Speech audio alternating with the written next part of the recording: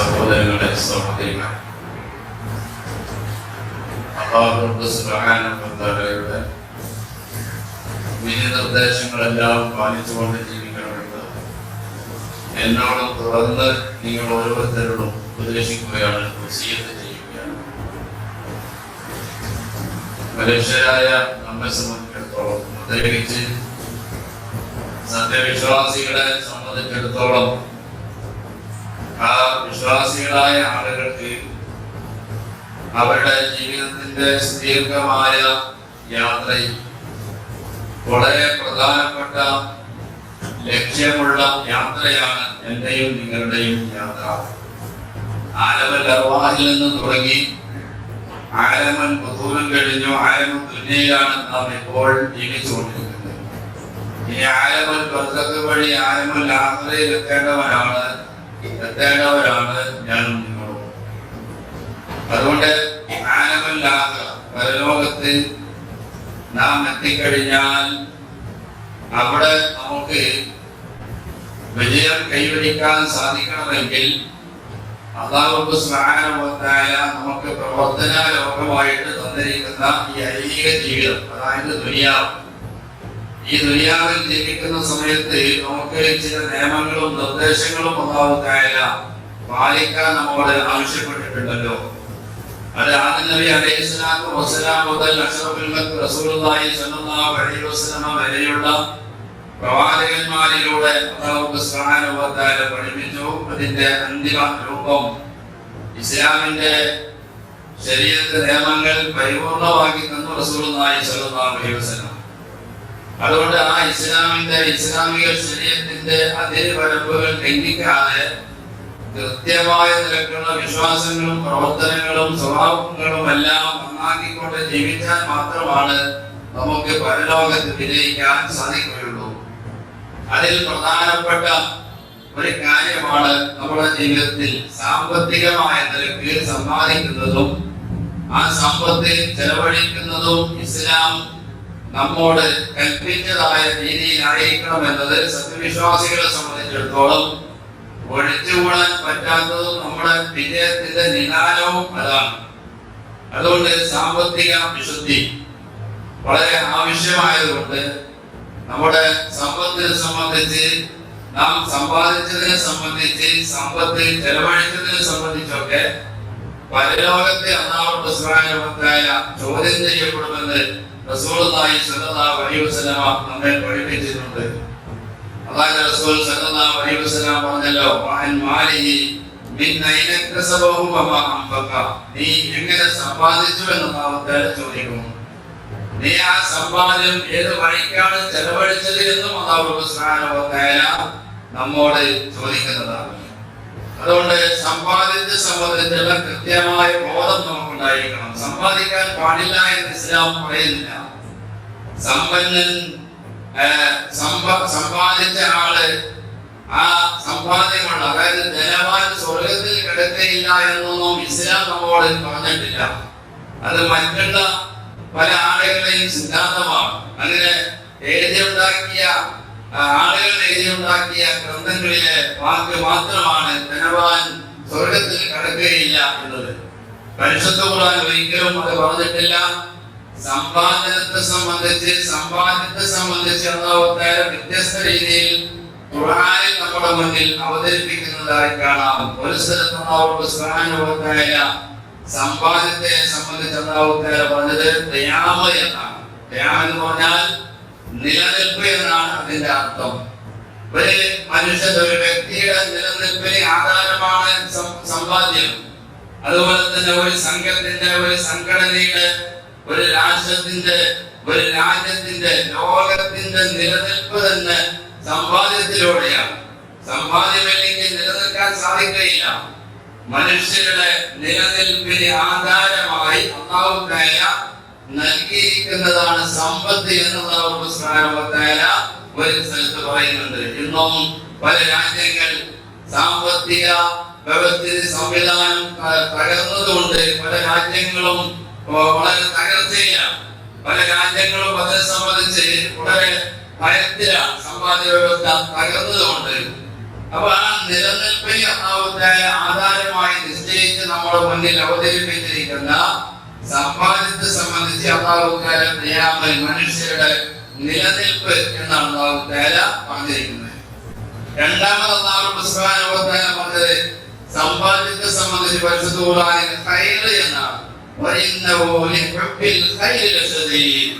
അവൻ ഖൈറിനോട് വളരെ സ്നേഹമുള്ളവനാണ് എന്നാണ് പറഞ്ഞത്. അവിടെ ഖൈർ എന്നതിനുള്ള ഉദ്ദേശം ധനമാണ്. ധനസമ്പാദ്യത്തെ സംബന്ധിച്ചാണ് അവിടെ ഉദ്ദേശിക്കുന്നത്. മറ്റൊരു സ്ഥലത്ത് അല്ലാഹു സുബ്ഹാനഹു വ തആല പറഞ്ഞത് ഫളലുല്ലാഹി, അല്ലാഹുവിന്റെ അനുഗ്രഹം എന്നാണ്. യാ അയ്യുഹല്ലദീന ആമനൂ ഇദാ നൂദിയ ലിസ്സലാത്തി ഫീ യൗമിൽ ജുമുഅത്തി ഫസ്ഔ ഇലാ ദിക്രില്ലാഹി വദറുൽ ബൈഅ. ജുമുഅ നമസ്കാരത്തിന് നിങ്ങൾ വിളിക്കപ്പെട്ടാൽ നിങ്ങൾ നിങ്ങളുടെ കച്ചവടം ഉപേക്ഷിച്ച് വളരെ വേഗത്തിൽ ജുമുഅ നമസ്കാരത്തിന് നിങ്ങൾ വരണം. ജുമുഅയിലേക്ക് ഫസ്ഔ ഇലാ ദിക്രില്ലാഹ്, ഖുതുബയിലേക്ക് നിങ്ങൾ ഓടിക്കണം. ഇമാമിന്റെ വഅദിലേക്ക്, ആ ഉപദേശത്തിലേക്ക്, ഖുതുബയിലേക്ക് നിങ്ങൾ വരണം എന്ന് പറഞ്ഞതിന് ശേഷം അല്ലാഹു തആല പറയുന്നത് ഫഇദാ ഖുദിയത്തി സ്വലാത്തു ഫൻതസിറു ഫിൽ അർദി വബ്തഗൂ മിൻ ഫദ്ലില്ലാഹ്. അവിടെ ഫദ്ലുല്ലാഹ് എന്നാണ് അല്ലാഹു തആല പറഞ്ഞിരിക്കുന്നത്. എന്ന് പറഞ്ഞാൽ ജുമുഅ നമസ്കാരം കഴിഞ്ഞാൽ പിന്നെയും പള്ളിയിൽ തന്നെ ഇരുന്ന് ആ പള്ളിയിൽ തന്നെ കഴിഞ്ഞു കൂടണമെന്നല്ല എന്ന് പറയുന്നത്. നിങ്ങൾ എന്ത് ചെയ്യണം? ഭൂമിയിൽ നിങ്ങൾ വ്യാപൃതരാകണം. ഭൂമിയിലൂടെ നിങ്ങൾ സഞ്ചരിക്കണം, ബിസിനസ് ചെയ്യണം, അങ്ങാടികളിൽ പോയി നിങ്ങൾ സമ്പാദിക്കണം. ഇവിടെ അല്ലാഹു തആല പറഞ്ഞത് നിങ്ങൾ അല്ലാഹുവിന്റെ അനുഗ്രഹത്തിൽ നിന്ന് തേടണം, അത് ഉണ്ടാക്കണമെന്നാണ് അല്ലാഹു തആല പറയുന്നത്. അപ്പൊ സമ്പാദിക്കുന്നതിനെ, സമ്പാദ്യത്തെ സമ്പാദിക്കുന്നതിനെ, ധനം ഉണ്ടാക്കുന്നതിനെ അല്ലാഹു തആല പ്രോത്സാഹിപ്പിക്കുകയാണ് ഇസ്ലാമിലൂടെ ചെയ്തിരിക്കുന്നത്. അത് എതിർക്കുകയല്ല ഇവിടെ ചെയ്തത്. അത് മാത്രമല്ല റസൂലുള്ളാഹി സ്വല്ലല്ലാഹു അലൈഹി വസല്ലമ ധനം സമ്പാദിക്കുന്ന ആളുകൾക്ക്, ബിസിനസ് ചെയ്യുന്ന ആളുകൾക്ക്, ജോലിയെടുക്കുന്ന ആളുകൾക്ക്, കൃഷി ചെയ്യുന്ന ആളുകൾക്കൊക്കെ അവരെ ബുദ്ധിമുട്ടുണ്ടാക്കുന്ന, പ്രയാസപ്പെടുത്തുന്ന രീതിയിൽ ജമാഅത്ത് നമസ്കാരം പോലും ദീർഘിപ്പിക്കാൻ പാടില്ല എന്ന് ഇമാമികളോട് പ്രത്യേകമായി റസൂലുള്ളാഹി സ്വല്ലല്ലാഹു അലൈഹി വസല്ലമ പറഞ്ഞിട്ടുണ്ട്. അത് ഒരുപാട് ഹദീസുകളിലൂടെ ആ ഭാഗം നമുക്ക് മനസ്സിലാക്കിയെടുക്കാം. നിസ്കരിക്കുന്ന സമയത്ത് ഇമാമികളോട് നിങ്ങൾ പിന്നിലുള്ള ആളുകളെ പരിഗണിക്കണമെന്ന് പറഞ്ഞ കൂട്ടത്തിൽ ഭൂമിയിൽ ധനം സമ്പാദിക്കാൻ വേണ്ടി ആവശ്യത്തിന് പുറത്തു പോകേണ്ട പലരും ഉണ്ടാകുമെന്ന് പ്രത്യേകം റസൂലുള്ളാഹി സ്വല്ലല്ലാഹു അലൈഹി വസല്ലമ പറയുന്നുണ്ട്. അപ്പൊ ഞാൻ പറഞ്ഞു വന്നത്, പണം സമ്പാദിക്കുന്നതിന് ഒരിക്കലും ഇസ്ലാം വെറുക്കുന്നില്ല എന്ന് മാത്രമല്ല, അത്തരം സമ്പാദിക്കുന്ന ആളുകളെ, ബിസിനസ് ചെയ്യുന്ന ആളുകളെ, അതിനുവേണ്ടി ഒരുങ്ങുന്ന ആളുകളെ ഇസ്ലാം പ്രോത്സാഹിപ്പിക്കുകയാണ് ചെയ്തിരിക്കുന്നത്.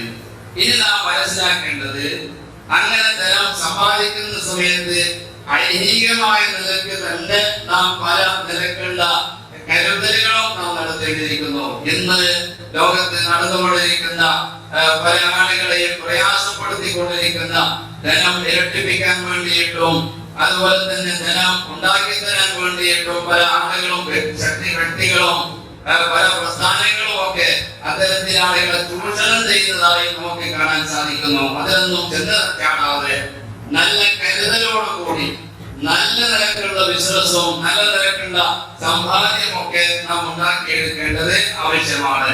അങ്ങനെ പണം സമ്പാദിച്ചു കഴിഞ്ഞാൽ പിന്നെ പരിശുദ്ധ ഇസ്ലാം നമ്മോട് പറയുന്നത്, ആ സമ്പാദ്യത്തിന്റെ ചെറിയൊരു അംശം നിങ്ങൾ എന്ത് ചെയ്യണം? ഈ നിങ്ങൾ സമ്പാദിച്ച ആ സമ്പാദ്യത്തെ ശുദ്ധീകരിക്കാൻ വേണ്ടിയിട്ട് അതിന്റെ നിശ്ചിത വിഹിതം ബൈത്തുൽ മാലിൽ അടക്കാൻ വേണ്ടിയിട്ട്, ഒരു നാട്ടിൽ ബൈത്തുൽ മാൽ നിർബന്ധമാണ്. ഇതുപോലെ നമുക്ക് നിസ്കരിക്കാനുള്ള സംവിധാനം ഇവിടെ ഉള്ളതുപോലെ 5 നേരം നിസ്കരിക്കാനുള്ള സംവിധാനം നമുക്കുണ്ടെങ്കിൽ, ജുമുഅ നിർവഹിക്കാനുള്ള ഒരു സംവിധാനം ഒരു നാട്ടിലുണ്ടെങ്കിൽ അവിടെ ബൈത്തുൽ മാൽ നിർബന്ധമാണ്. ഇമാമിന്റെ മേൽനോട്ടത്തിൽ ബൈത്തുൽ മാൽ നിർബന്ധമാണ് എന്ന് മുഹമ്മദ് മുസ്തഫ സല്ലല്ലാഹു അലൈഹി വസല്ലമക്ക് ശേഷമുള്ള ചരിത്ര രേഖയിൽ നിന്ന് നമുക്ക് മനസ്സിലാക്കാൻ സാധിക്കുന്നു. പല ആളുകളും വിചാരിച്ചിരിക്കുന്നത് മുഹമ്മദ് മുസ്തഫ സല്ലല്ലാഹു അലൈഹി വസല്ലമയുടെ കാലഘട്ടത്തിൽ മാത്രം നിലകൊള്ളേണ്ട ഒരു സംവിധാനമാണ് ബൈത്തുൽ മാൽ എന്ന് തെറ്റിദ്ധരിച്ച ആളുകൾ റസൂലുള്ളാഹി സ്വല്ലല്ലാഹു അലൈഹി വസല്ലമയുടെ മരണത്തോട് കൂടി തന്നെ ഉണ്ടായിട്ടുണ്ട്. റസൂലുള്ളാഹി സ്വല്ലല്ലാഹു അലൈഹി വസല്ലമ മരണപ്പെട്ടതിന് ശേഷം മുസൈലിമത്തുൽ കദ്ദാബ് എന്ന് പറയുന്ന ഒരു കള്ളപ്രവാചകൻ സക്കാത്തിനെതിരെ, ബൈത്തുൽ മാലിൽ സക്കാത്ത് ഏൽപ്പിക്കുന്നതിനെതിരെ രംഗത്ത് വരികയും ധാരാളം ആളുകൾ സിദ്ദീഖുൽ അക്ബർ റളിയല്ലാഹു അൻഹു, ലോകാവത്തെ ഖലീഫ സിദ്ദീഖുൽ അക്ബർ റളിയല്ലാഹു അൻഹു ഈ മുസൈലിമത്തുൽ കദ്ദാബിൽ നിന്ന് വളരെ വലിയ പരീക്ഷണമാണ് ഉണ്ടായത്. മുസ്ലിങ്ങളായിരുന്നവർ തന്നെ ധാരാളം മുസൈലിമത്തുൽ കദ്ദാബിന്റെ കൂടെ കൂടിയിട്ട് ഞങ്ങൾ ഈ ബൈത്തുൽ മാലിൽ സക്കാത്ത് ഏൽപ്പിക്കുകയില്ല എന്ന് വാദിച്ചു കൊണ്ടുവന്നു. മുസൈലിമത്തുൽ കദ്ദാബ് പറഞ്ഞതാണ്, അത് മുഹമ്മദ് നബി ജീവിച്ചിരിക്കുന്ന കാലത്ത് ബൈത്തുൽ മാലിൽ ഏൽപ്പിക്കേണ്ട ഒരു സമ്പ്രദായമാണ്, ഇത് ബൈത്തുൽ മാലിൽ ഏൽപ്പിക്കേണ്ടതില്ല എന്ന് പറഞ്ഞ് ലോകത്ത് ഫിത്നയ്ക്ക് വിത്തുവാങ്ങിയ ആളാണ് മുസൈലിമത്തുൽ കദ്ദാബ്. അപ്പോ മഹാനായ അബൂബക്കർ സിദ്ദീഖ് റളിയല്ലാഹു അൻഹു മിമ്പറിൽ കയറിയിട്ട് പ്രഖ്യാപിച്ച പ്രഖ്യാപനം എന്താണ്?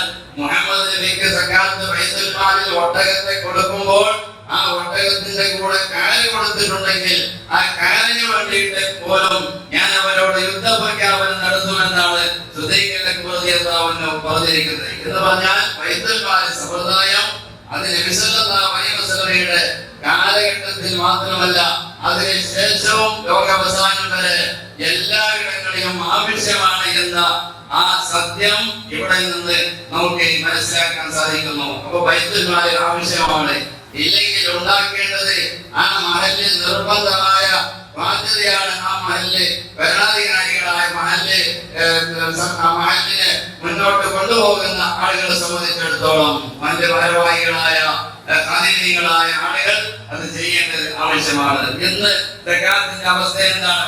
ഓരോ മഹല്ലിലും അതിനെ സംബന്ധിച്ച് കൃത്യമായ ബോധവൽക്കരണം നൽകുന്നില്ല എന്ന് മാത്രമല്ല, ആളുകൾ ആ വിഷയത്തിൽ വളരെ പിന്നിലാണ് ഇന്ന് എല്ലാ മഹല്ലുകളിലും നമുക്ക് കാണാൻ സാധിക്കുന്നത്. റമദാൻ ശരീഫ് വരുമ്പോൾ മാത്രമാണ് സക്കാത്തിനെ സംബന്ധിച്ച് അല്പമെങ്കിലും ചില മഹല്ലുകളിൽ നിന്ന് സംസാരം കേൾക്കുന്നത്. റമദാൻ ശരീഫുമായി എന്ത് ബന്ധമാണ് സക്കാത്തിനെ സംബന്ധിച്ചിടത്തോളം? റമദാനിലെ നോമ്പുമായി ബന്ധിപ്പിക്കേണ്ട ഒരു കാര്യമാണോ സക്കാത്ത് എന്ന് പറയുന്നത്? റമദാനിലെ നോമ്പ് ഇസ്ലാമിന്റെ 4ാമത്തെ റുക്നാണ്.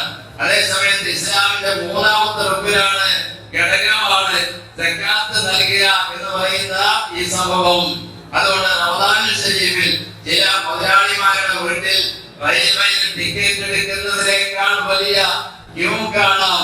സ്വന്തമായിട്ട് നിന്നുകൊണ്ട് ആ പണക്കാരനെ പ്രതീക്ഷിച്ച് ധാരാളം ആളുകൾ റമദാൻ ജീവിതത്തിന്റെ അന്ന് ഒരു തെണ്ടാൻ വേണ്ടി പഠിപ്പിക്കുന്നതാണോ എന്ന് തോന്നിപ്പോകുന്ന രീതിയിൽ ആരോ ചോദിച്ചു വന്നിട്ട് എന്താണ് റമദാൻ 27-ന് തെണ്ടാൻ പഠിപ്പിക്കുന്ന ക്ലാസ് ഉണ്ടോ എന്ന് ചോദിച്ചത് തെറ്റില്ല. അത്രത്തോളം ആളുകൾ സക്കാത്തിനെ സംബന്ധിച്ച് അങ്ങനെ ആളുകളെ ക്യൂ നിർത്തിയിട്ട് എന്തെങ്കിലും കൊടുക്കുന്ന ഒരു സമ്പ്രദായമാണ് സക്കാത്തിനെ സംബന്ധിച്ച് ഇന്ന് പല മഹല്ലുകളിലും നാം കണ്ടുകൊണ്ടിരിക്കുന്നത്. ഒരിക്കലും അത് പാടില്ലാത്തതാണ്. സക്കാത്ത് നിർവഹിച്ചാൽ മാത്രമേ ഇസ്ലാമിക സൊസൈറ്റിയിൽ മെമ്പർ ആകുകയുള്ളൂ.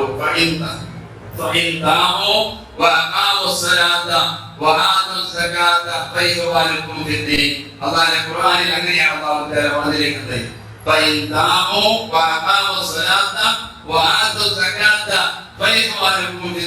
അവർ തൗബ ചെയ്യുകയും നിസ്കാരം നിർവഹിക്കുകയും സക്കാത്ത് വിട്ടപ്പെടുകയും ചെയ്താൽ മാത്രമേ അല്ലാഹുവിന്റെ മതത്തിൽ അവർ മെമ്പറാകുകയുള്ളൂ എന്നാണ് അല്ലാഹു സുബ്ഹാനഹു വ തആല പരിശുദ്ധ ഖുർആനിൽ പഠിപ്പിച്ചിരിക്കുന്നത്. സംഘടനകളിൽ മെമ്പർഷിപ്പ് കിട്ടും.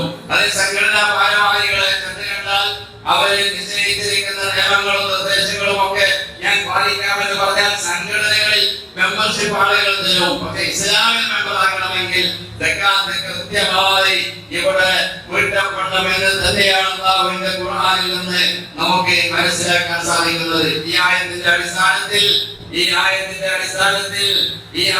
അടിസ്ഥാനത്തിൽ നമുക്ക് മനസ്സിലാക്കാൻ കഴിയുന്നത് നിസ്കാരം നിർവഹിക്കാത്തവരെയും സക്കാത്ത് കൊടുക്കാത്ത ആളുകളെയും മുസ്ലിമീങ്ങളെ മറവ് ചെയ്യുന്ന സ്ഥലത്ത് ഒരു പിടി മണ്ണിന് പോലും അവൻ അവകാശിയല്ല എന്നാണ് ഈ ആയത്തിൽ നിന്ന് മനസ്സിലാക്കാൻ സാധിക്കുന്നത്. കാരണം ഇസ്ലാമിക സൊസൈറ്റിയിൽ ഇസ്ലാമിൽ അയാൾ മെമ്പറല്ല.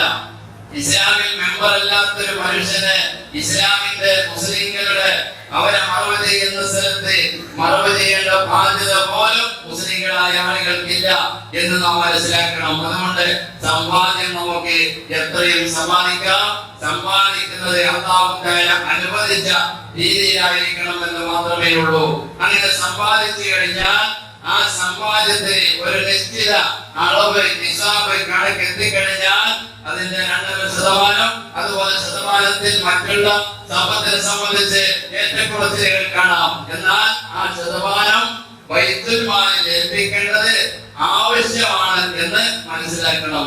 ഇവിടെ അല്ലാഹുവിനെ തോൽപ്പിച്ച് കളയാമെന്നാണ് ചില ആളുകൾ ഇവിടെ മനസ്സിലാക്കുന്നത്. എന്നോട് തന്നെ ഒരു വിദ്യാസമ്പന്നനായ ഒരു മനുഷ്യൻ എന്ന് പറഞ്ഞാൽ ഇസ്ലാമികപരമായി അയാൾ വലിയ വിദ്യ അയാൾ നേടിയിട്ടുണ്ട്.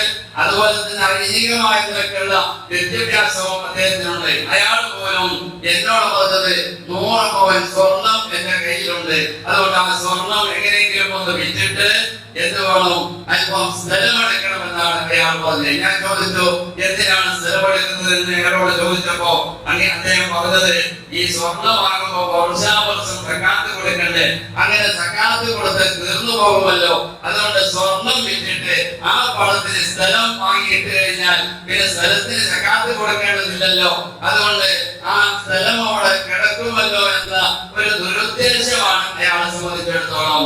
അദ്ദേഹം ധാരാളം പഠിച്ചിട്ടുണ്ട്.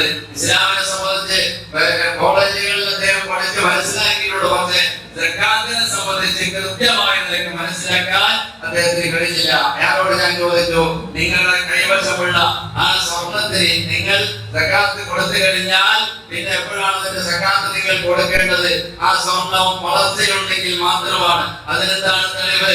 റസൂലുള്ളാഹി സ്വല്ലല്ലാഹു അലൈഹി വസല്ലം പറഞ്ഞല്ലോ, ഐശ്വര്യത്തിലല്ലാതെ സക്കാത്തില്ല, വളർച്ചയിലല്ലാതെ സക്കാത്തില്ല എന്ന് റസൂലുള്ളാഹി സ്വല്ലല്ലാഹു അലൈഹി വസല്ലം പറഞ്ഞല്ലോ.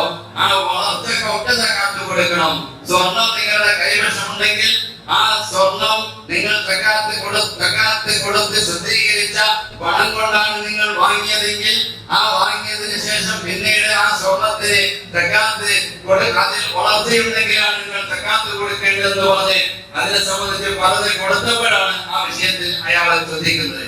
അതുപോലെ തന്നെ ഇവിടെ തെറ്റിദ്ധരിപ്പിച്ചിരിക്കുന്ന പല ആളുകളും സക്കാത്ത് നിർവഹിച്ചുകൊണ്ടിരിക്കുന്ന സംഘടനകൾ പോലും ആളുകളെ സക്കാത്ത് കൊടുക്കേണ്ടതില്ലാത്ത ഒരു പരുവത്തിലേക്ക് കൊണ്ടെത്തിച്ചിരിക്കുന്നത് എല്ലാ സമ്പത്തിനും വർഷാവർഷം സക്കാത്ത് കൊടുത്താൽ മതി എന്ന നിലക്കുള്ള ഒരു തെറ്റിദ്ധാരണ ഇവിടെ വരുത്തിയിട്ടുണ്ട്. ആര് പറഞ്ഞു വർഷാവർഷം സക്കാത്ത് കൊടുത്താൽ മതി എന്ന്? ആരാണ് പറഞ്ഞത്?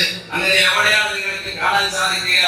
എല്ലാ വർഷത്തിൽ ഒരിക്കൽ കൊടുക്കേണ്ട ഒരു കാര്യമല്ല സക്കാത്ത് എന്ന് പറയുന്നത്. ഉദാഹരണം പറഞ്ഞാൽ, നിങ്ങൾക്ക് ആർക്കെങ്കിലും ഇപ്പോൾ 1 ലക്ഷം രൂപ നിങ്ങൾക്ക് കിട്ടിക്കഴിഞ്ഞാൽ നിങ്ങൾ അത് ശുദ്ധീകരിക്കാൻ വേണ്ടി അതിന് നിശ്ചിത വീതം ബൈത്തുൽ മാലിൽ ഏൽപ്പിച്ചതിന് ശേഷം നിങ്ങൾ ടൗണിലേക്ക് പോയിട്ട് ആ 1 ലക്ഷം രൂപ ഉപയോഗിച്ചിട്ട് അത് ബിസിനസ് ചെയ്തിട്ട് അടുത്ത മണിക്കൂറിൽ നിങ്ങൾക്ക് 2 ലക്ഷം രൂപ നിങ്ങൾ സമ്പാദിച്ചു കഴിഞ്ഞാൽ അടുത്ത് വരുന്ന ആ വളർച്ചയിൽ നിങ്ങൾക്ക് വന്ന ആ 1 ലക്ഷം രൂപയ്ക്ക് വീണ്ടും നിങ്ങൾ സക്കാത്ത് കൊടുക്കേണ്ടതാണ്.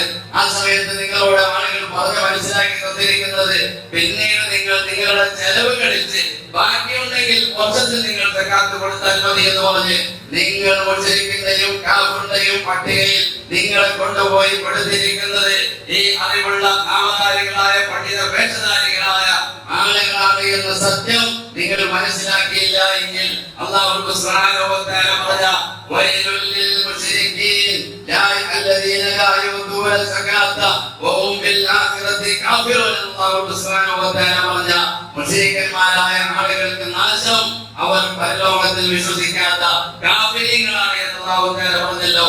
അപ്പോൾ സക്കാത്തിന്റെ വിഷയത്തിൽ നിങ്ങൾ മുശ്രിക്കീങ്ങളായും കാഫിരീങ്ങളായിട്ടും മാറുന്ന അവസ്ഥയായിരിക്കും നമുക്കുണ്ടാകുക. അതുകൊണ്ട് ഈ വിഷയം കൃത്യമായി നിങ്ങൾ പഠിക്കുകയും നിങ്ങൾ മനസ്സിലാക്കുകയും നിങ്ങൾ ഈ വിഷയം ശരിയായ നിലയ്ക്ക് ഉൾക്കൊള്ളുകയും ചെയ്തില്ല എങ്കിൽ ദുനിയാവിലും ആഖിറത്തിലും അല്ലാഹു സുബ്ഹാനഹു വ തആല നമ്മെ പിടികൂടുന്നതാണ്. എന്ന് പറഞ്ഞാൽ കാർഷിക ഉൽപ്പന്നത്തിന് കൃഷിയുടെ വിളവെടുക്കുന്ന സമയത്ത് തന്നെ അതിന്റെ സക്കാത്ത് കൊടുക്കണം.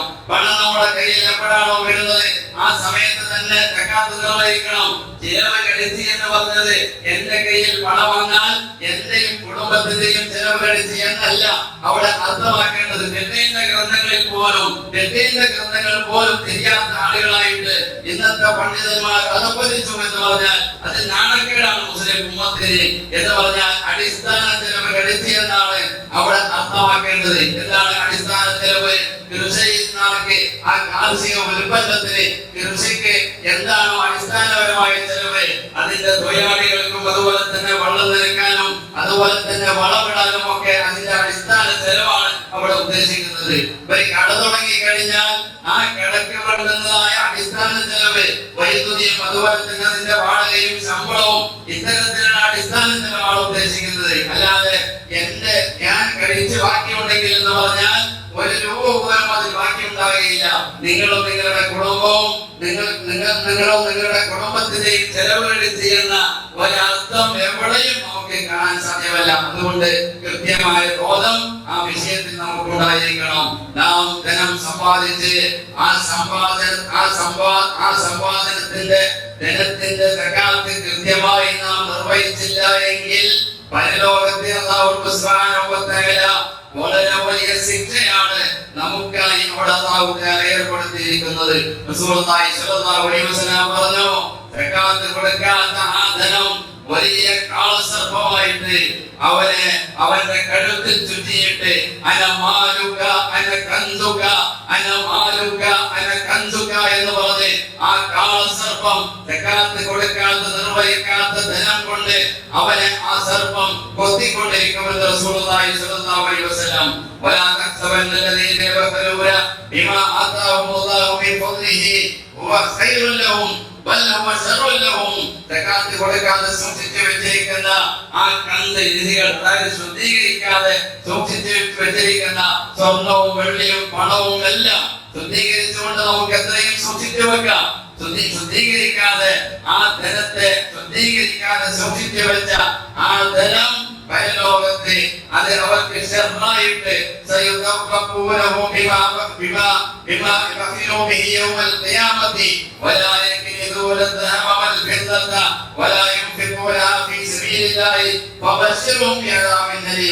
വേദനയേറിയ ശിക്ഷയുണ്ടെന്ന സന്തോഷ വാർത്ത അവരെ അറിയിക്കണം നബി എന്ന് അല്ലാഹു സുബ്ഹാനഹു വ തആല പരിശുദ്ധ ഖുർആനിലൂടെ നമ്മെ പഠിപ്പിക്കുകയാണ്. അതുകൊണ്ട് നാം ഓരോരുത്തരും സകാത്തിനെ സംബന്ധിച്ച് കൃത്യമായ ബോധം നമ്മുടെ ജീവിതത്തിൽ നാം ഉണ്ടാക്കിയെടുക്കണം. ആളുകള് പലതും പറഞ്ഞു വരുന്നുണ്ട്, അതൊന്നുമല്ല ആ വിഷയത്തിൽ നാം മനസ്സിലാക്കേണ്ടത്.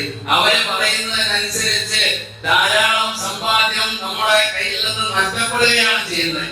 ഇസ്ലാമിന്റെ വീക്ഷണത്തിൽ സകാത്ത് സമ്പ്രദായം കൃത്യമായി നാം പാലിക്കുകയാണ് എങ്കിൽ നമ്മുടെ സമ്പാദ്യത്തിൽ നിന്ന് ധാരാളം ആളുകൾ ധനം ധാരാളം ചെലവഴിക്കുന്നുണ്ട്. പക്ഷെ ഈ നിർബന്ധ ദാനം കൃത്യമായ നിലയ്ക്ക് അത് വിട്ടാതെ ഐച്ഛികമായ സുന്നത്തായ ദാനങ്ങൾ ധാരാളം നൽകുന്ന ആളുകളുണ്ട്. ആ സുന്നത്തായ ധനം നിങ്ങൾ ഐച്ഛികമായ ദാനം നിർവഹിച്ചതിന്റെ പ്രതിഫലം പോലും നാം സകാത്ത് നിർവഹിക്കാതെ ശുദ്ധീകരിക്കാത്ത പണം നാം ചെലവഴിച്ചാൽ ഇതിന്റെ പ്രതിഫലം പോലും നഷ്ടപ്പെടുന്ന രീതിയിലാണ് സകാത്ത് സമ്പ്രദായത്തെ ഇന്ന് ആളുകൾ കൊണ്ടുപോയിരിക്കുന്നത്. അതുകൊണ്ട് ഞാൻ പറഞ്ഞു വന്നത്, ധനസമ്പാദനം അത് ഇസ്ലാം പ്രോത്സാഹിപ്പിച്ച കാര്യമാണ്. ആ ധനം സമ്പാദിക്കേണ്ടത് ആവശ്യമാണ്. അത് നമ്മുടെ നിലനിൽപ്പാണ്, ജീവിതത്തിൽ ഖൈറാണ്, നല്ല സംഗതിയാണ്. അങ്ങനെ ധനം സമ്പാദിച്ചു കഴിഞ്ഞാൽ അതിന്റെ നിശ്ചിത വിഹിതം ശരിയായ രീതിയിൽ ബൈത്തുൽ മാലിൽ അടക്കേണ്ടത് നമ്മുടെ ഓരോരുത്തരെയും ബാധ്യതയാണ്. അല്ല എങ്കിൽ പരലോകത്തെ വലിയ ശിക്ഷയ്ക്ക് നാം വിധേയരാകും. മുശ്രിക്കിന്റെയും കാഫിറിന്റെയും പട്ടികയാണ് ഞാൻ നിങ്ങളും ഉൾപ്പെടുക എന്ന ആ കാര്യം നാം ഓരോരുത്തരും ചിന്തിക്കുക, മനസ്സിലാക്കുക. അല്ലാഹു സുബ്ഹാനഹു വ തആല അല്ലാഹുവിന്റെ എല്ലാ നിർദ്ദേശങ്ങളും കൃത്യമായി പാലിക്കുകയും അത് ഉൾക്കൊള്ളുകയും ചെയ്യുന്ന സജ്ജനങ്ങളിൽ നമ്മേവരെയും അല്ലാഹു ഉൾപ്പെടുത്തി. ഞാൻ പറഞ്ഞു വന്നത് സകാത്ത് നിർവഹിക്കുന്നതിന്റെ ഗൗരവത്തെ സംബന്ധിച്ചാണ്. പരിശുദ്ധ ഖുർആനിൽ അല്ലാഹു സുബ്ഹാനഹു വ തആല അധപ്പതനത്തിന് വിധേയരായ രണ്ട് പണക്കാരെ സംബന്ധിച്ച് പറയുന്നു.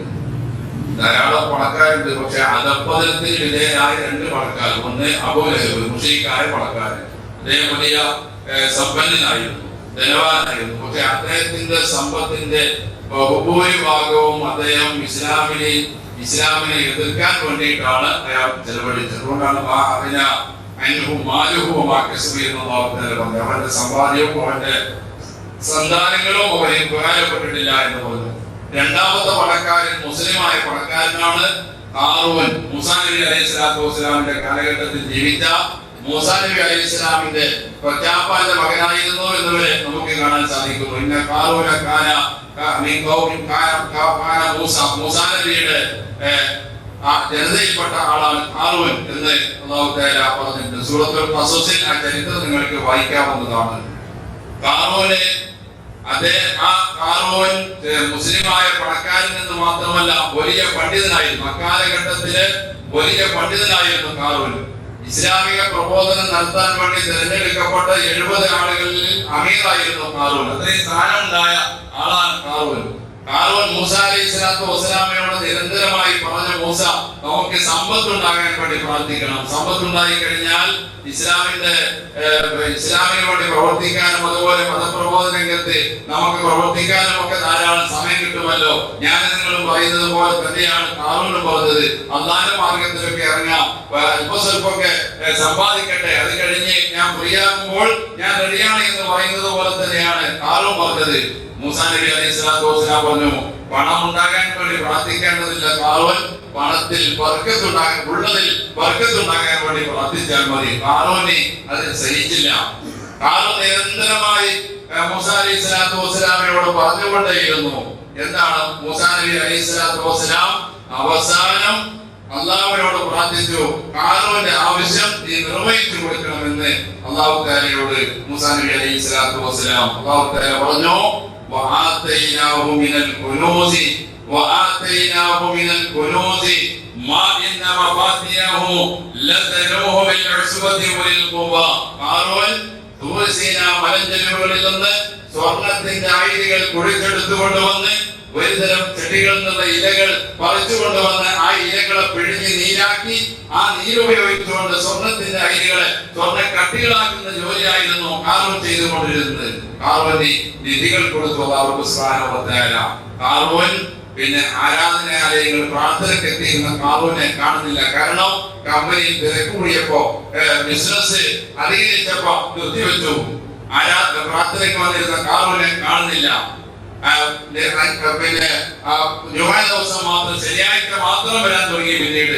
പിന്നെ അതും നിർത്തിവെച്ച് അവസാനം പണം വർദ്ധിച്ച സമയത്ത് ഇങ്ങനെ ഹാറൂന് നിധികൾ കിട്ടിയല്ലോ, ആ നിധിയിൽ നിന്ന് സകാത്ത് ശേഖരിക്കാൻ മൂസാ അലൈഹി സ്വലാത്തു വസ്സലാം ബൈത്തുൽ മാലിൽ നിന്ന് ആളെ പറഞ്ഞയച്ചപ്പോ ഹാറൂൻ പറഞ്ഞ വാക്കാണ് അല്ലാഹു തആല പറഞ്ഞത്, ഇന്നമാ ഊതീതു അലാ ഇൽമിൻ ഇൻദി, എന്റെ സാമർത്ഥ്യം കൊണ്ട് ഞാൻ ഉണ്ടാക്കിയ പണം, എന്റെ അറിവുകൊണ്ട് ഞാൻ നേടിയെടുത്ത പണം.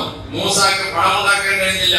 ഇപ്പൊ കടക്കാരനെ പോലെ മൂസയുടെ പിരിവുമാരൻ എന്നെടുക്കൽ പണത്തിന് വേണ്ടി വന്നിരിക്കുന്നു, ഇറങ്ങിപ്പോടെന്ന് പറഞ്ഞ ഹാറൂൻ മൂസാ നബി അലൈഹി സ്വലാത്തു വസ്സലാമിന്റെ സകാത്തിന്റെ ആമിലിങ്ങളോട്, ആ സകാത്ത് ശേഖരിക്കാൻ പോയ ആളുകളോട് ഇറങ്ങിപ്പോകാൻ പറഞ്ഞു ഹാറൂൻ. അല്ലാഹു സുബ്ഹാനഹു വ തആല ഖുർആനിലൂടെ സംഭവം വിവരിക്കുന്നത്, നബിയെ ഭൂമിയെ രണ്ടായി വിണ്ടു കീറിയിട്ട് ആ ഭൂമിയുടെ ഭൂഗർഭത്തിലേക്ക് അവന്റെ ഭാര്യയും അവന്റെ സന്താനങ്ങളെയും അവന്റെ കൊട്ടാരത്തെയും അവന്റെ ഖജനാവിനെയും അവന്റെ ഖജനാവിന്റെ താക്കോൽ കൂട്ടങ്ങളെയും എല്ലാം അല്ലാഹു സുബ്ഹാനഹു വ തആല ആ ഭൂമിയിലേക്ക് ആഴ്ത്തിക്കളഞ്ഞുവെന്ന് അല്ലാഹു സുബ്ഹാനഹു വ തആല. എന്താണ് ഇവിടെ സംഭവിച്ചത്? മുസ്ലിമാണ് ഹാറൂൻ. അതുപോലെ തന്നെ ഹാറൂൻ മതപ്രബോധനം തിരഞ്ഞെടുക്കപ്പെട്ട ആളുകൾ ലീഡറാണ് ഹാറൂൻ. മൂസാ നബിയുടെ കാലഘട്ടത്തിൽ ജീവിച്ച ആളാണ് ഹാറൂൻ. അല്ലാഹു സുബ്ഹാനഹു വ തആല നിയമമാക്കിയ ആ സകാത്ത് സമ്പ്രദായത്തെ അയാൾ നിഷേധിച്ചു. അതുവഴി ഇസ്ലാമിക സൊസൈറ്റിയിൽ നിന്ന് അയാൾ പുറത്തായി എന്ന് മാത്രമല്ല, ദുനിയാവിൽ തന്നെ അയാൾ അല്ലാഹു സുബ്ഹാനഹു വ തആല പിടിച്ച് ശിക്ഷിച്ചു. ഹാറൂനോട് പ്രത്യേക ദേഷ്യം ഉണ്ടാക്കി, സകാത്ത് നിർവഹിക്കാതെ നമ്മോട് പണം ഉണ്ടായിട്ടും സകാത്ത് നിർവഹിക്കാതെ നമ്മോട് പ്രത്യേക സ്നേഹം അങ്ങനെ ഒന്നും ഉണ്ടാകുകയില്ല. അതുകൊണ്ട് ഹാറൂനെ അല്ലാഹു സുബ്ഹാനഹു വ തആല ശിക്ഷിച്ചതുപോലെ ദുനിയാവിൽ തന്നെ അല്ലാഹു സുബ്ഹാനഹു വ തആല ശിക്ഷയ്ക്ക് വിധേയരാക്കാൻ കാരണമായി തീരുന്ന വലിയ കൊടും തിന്മയാണ് സക്കാത്ത് നിർവഹിക്കാതിരിക്കുക എന്നുള്ളത്, ബൈത്തുൽ മാൽ അംഗീകരിക്കാതിരിക്കുക എന്നുള്ളത് മുസൈലമത്തുൽ കദ്ദാബിന്റെയും കൂട്ടരുടെയും സ്വഭാവമാണ് എന്ന് നാം മനസ്സിലാക്കിക്കൊണ്ട് സക്കാത്തിനെ സംബന്ധിച്ച് കൂടുതൽ വിശദീകരിക്കേണ്ടതും പറയേണ്ടതും അത് മനസ്സിലാക്കി തരേണ്ടതും ആവശ്യമാണ്. അതുകൊണ്ട് ഇനിയും ആ വിഷയത്തിൽ പഠനം നമുക്ക് ആവശ്യമായി വന്നാൽ നമുക്ക് അതിനെ സംബന്ധിച്ച് നമുക്ക് പഠിക്കാവുന്നതാണ്. ഇപ്പോൾ ഞാൻ പറഞ്ഞു വന്നത് പണം ഉണ്ടാക്കുന്നതിനെയോ ധനം സമ്പാദിക്കുന്നതിനെയോ ഇസ്ലാം ഒരിക്കലും നമ്മോട് എതിർത്തിട്ടില്ല.